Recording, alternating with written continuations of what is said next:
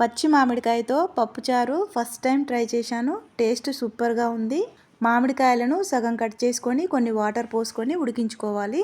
చల్లారిన తర్వాత మామిడికాయలోని గుజ్జంతా తీసుకొని కొన్ని వాటర్ వేసి రసం తీసుకొని పెట్టుకోవాలి. ఎప్పటికీ ఒకేలాగా చింతపండు రసంతో కాకుండా మన దగ్గర మామిడికాయలు ఉన్నప్పుడు ఇలా మామిడికాయలతో పప్పుచారు ట్రై చేసుకోండి.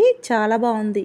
కందిపప్పు ఉడికించి పెట్టుకోవాలి. కొన్ని వెల్లుల్లి జీలకర్ర తీసుకొని మెత్తగా దంచుకొని ఉడికించిన పప్పులో వేసి కలిపి పెట్టుకోవాలి. ప్యాన్లో ఆయిల్ వేసుకొని ఆవాలు, జీలకర్ర, ఎండుమిర్చి, పచ్చిమిర్చి, ఆనియన్స్, కరివేపాకు, పసుపు వేసి కలిపి ఇవి కొంచెం ఫ్రై అయిన తర్వాత ములక్కాడ ముక్కలు, చెర్రీ టమాటోస్, సొరకాయ ముక్కలు వేసుకొని ఒకసారి కలిపి సరిపడేంత ఉప్పు, కారం వేసుకొని వీటిని కొంచెం సేపు ఉడికించుకోవాలి. చెర్రీ టమాటోస్ను గంటెతో మెత్తగా మెదుపుకొని ఇప్పుడు మామిడికాయ రసం వేసుకొని కలుపుకోవాలి. ఉడికించుకున్న పప్పును కూడా వేసి కలుపుకోవాలి. కొన్ని వాటర్ పోసుకోవాలి కాబట్టి ఇక్కడ నేను వేరే గిన్నెలోకి షిఫ్ట్ చేశాను.